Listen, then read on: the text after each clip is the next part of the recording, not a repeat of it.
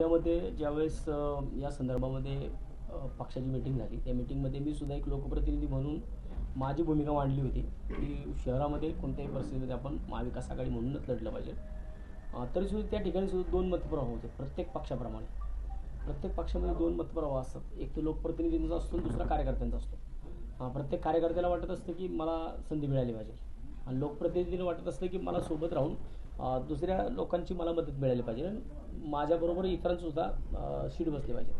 आणि ज्यावेळेस 4-4 जणांचे प्रभाग होतात त्यावेळेस शिवसेनेची ताकद थोडी पुणे शहरामध्ये कमी होती.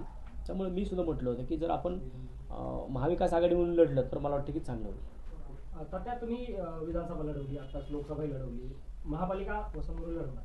100% का नाही लढवणार. महानगरपालिका तर माझा बेस आहे. त्यामुळे या महानगरपालिकेमध्ये वसंत मोरे सोबत या भागातून 4 नगरसेवक तरी शिवसेनेचे असतील.